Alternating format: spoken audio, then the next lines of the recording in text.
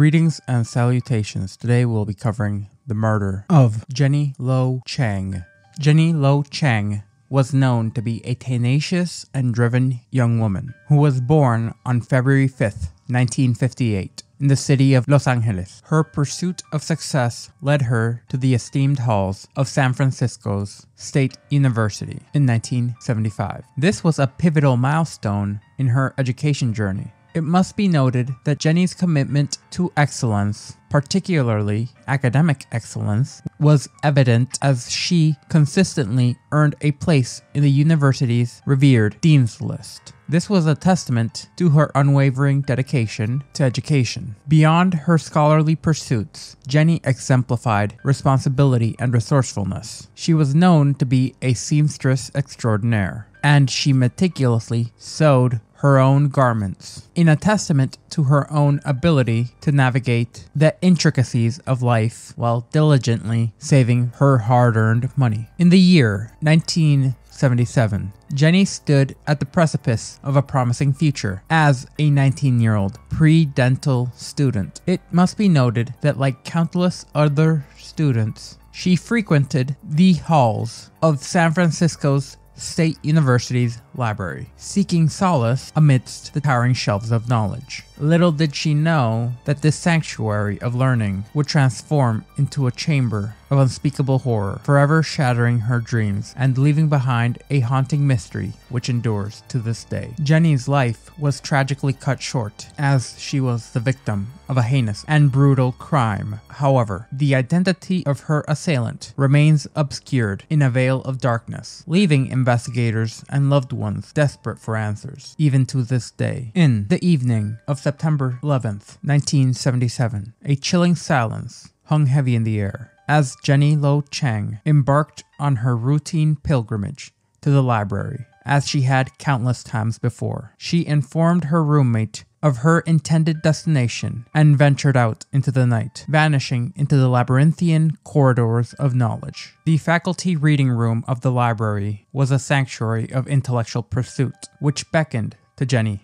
on that fateful evening. However, it was locked and off limits on Sundays. It must be noted that the keys to this room were held separately. The individuals who had direct access to this room were amongst a select few, which included Jenny. We must consider the potential of who else had access to said room. This would include the vigilant library guard, staff members, or perhaps an unknown intruder lurking in the shadows who had pilfered a key. Little did anyone know that this mysterious key bearer would become the harbinger of Jenny's tragic demise. When Monday morning arrived, it was accompanied by the unsettling realization that Jenny had not returned from her nocturnal study session. In a desperate attempt to uncover the truth, her concerned roommate would go on to report her absence, igniting a chain of events that would thrust this case into the forefront of many investigators' minds for decades to come. As the sun cast its piercing rays on the library's hallowed halls, an unwitting psychology professor, unaware of the horrors that awaited, ventured into the reading room. The echoes of his footsteps mingled with a palpable sense of trepidation as his eyes fell upon a scene of unspeakable horror. There, amidst a tableau of stacked books and discarded garments, lay Jenny's lifeless body, brutally ravaged. It must be noted that she bore the marks of a violent onslaught. She had been mercilessly beaten. Her chest and heart bore the scars of at least 30 piercing stabs. The depths of the desecration seemed to know no bounds, as she had also become the victim of a heinous adult assault, which led to the extinguishing of her life. Jenny Low Chang, a girl of a mere 19 years of age, found her final resting place in the hallowed grounds of Forest Lawn Memorial Park in Glendale, California. Her life had been extinguished too soon, leaving behind a multitude of questions, which would include who had orchestrated this chilling act of violence? Why had they enacted such a terrible fate upon the young woman? What malevolent forces had propelled them to unleash such brutality upon her? As the investigation unfolded, the mystery would only seem to deepen further still. Within the labyrinthian corridors of San Francisco's State University Library, a sinister symphony of secrets unfolded on that fateful September night in 1977. as the investigation into Jenny Low Chang's brutal murder would unfold. A chilling realization permeated the air. The key to the study room in which her lifeless body was discovered had only been entrusted to a mere 400 individuals. This knowledge was a double-edged sword, which cast suspicion upon those within the inner circle, while simultaneously raising questions as to why the door was left ajar, opening up the possibility to the individual forcing Jenny to open the door and them not having the key themselves, as authorities painstakingly combed through the vast tapestry of students, which were part of the university's student body and faculty. A disconcerting silence blanketed their efforts. No witnesses would come forward. No whispers of any clandestine encounters permeated the university's hallowed halls. Jenny Low Chang was seemingly devoid of adversaries and had left no trace of hostility in her wake. She was notably rather well liked. The veil of normalcy which had cloaked her life had been shattered in this instance, leaving investigators bewildered and any progress into the investigation stymied. The cold tendrils of the investigation snaked their way through the entirety of Jenny's existence. Each trail followed, eventually led to the unraveling and shattering of any hope. Yet, as the path to the truth grew more elusive and more resources were invested into the investigation, the perpetrator continued to evade capture. Progress to the case turned icy and cold as momentum ground to a halt. Still, in the face of adversity, many investigators refused to give up. Amidst the stark void of evidence, theories began to emerge, which would breathe new life into the enigma of Jenny's fate. Speculation swirled as individuals attempted to shape the identity of the unknown man with what little information they had. However, the answers to the case remain a mystery, as uncertainty was locked deep within the confines of the library's very halls. The question remains, was Jenny's murder a product of a personal vendetta? Had she unknowingly crossed paths with the harbinger of her own demise? Or was she a victim of a random act of violence? These questions and others encompassed the wide spectrum of suspicion which surrounded the case. However, decades after her slaying, the truth remains elusive, ever dancing on the periphery of understanding,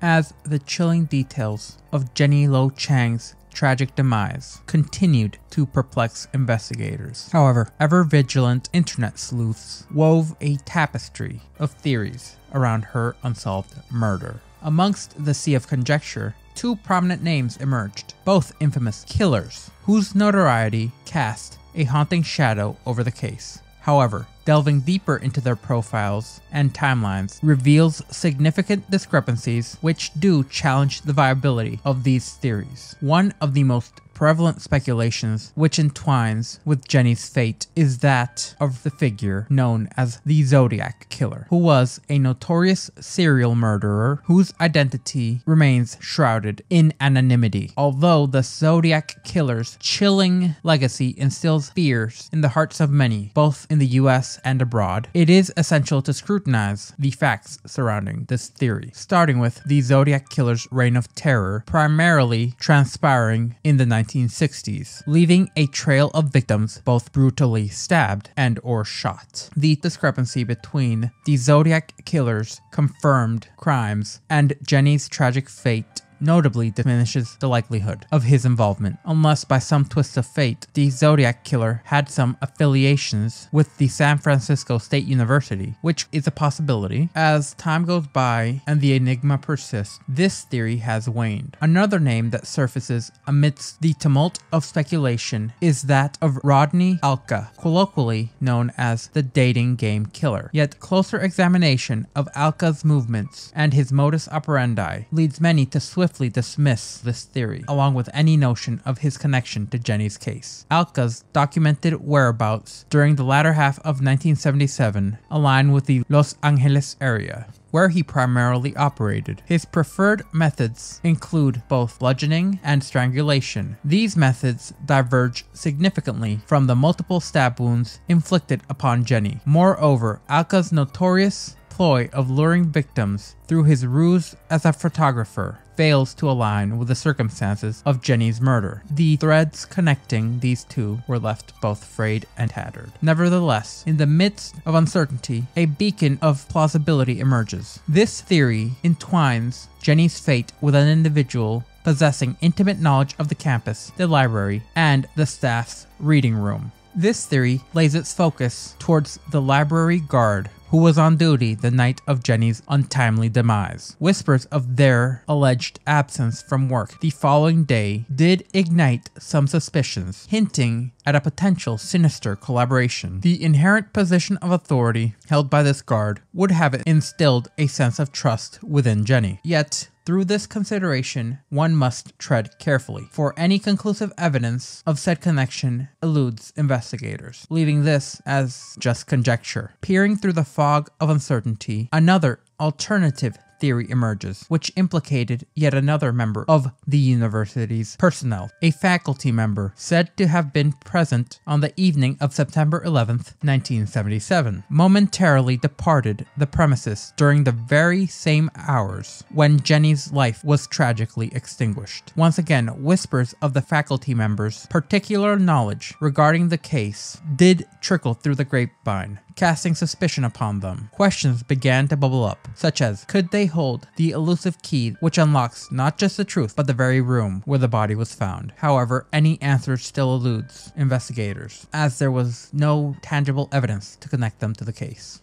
As investigators have traversed the treacherous landscape of unsolved mysteries, conundrums such as the one surrounding Jenny Chang's tragic fate persist. However, the web of possibilities would grow more tangled as time went on, stretching from a clandestine, intimate meeting to infamous killers, nefarious shadows, potentially hiding within the inner workings of the university itself. As long as investigators strive to find answers, hope glimmers faintly. Sadly, the case of Jenny Chang remains a haunting enigma of unsolved criminal history. If you remained with me until the end, I thank you, and I do hope you stay tuned and subscribe for more content.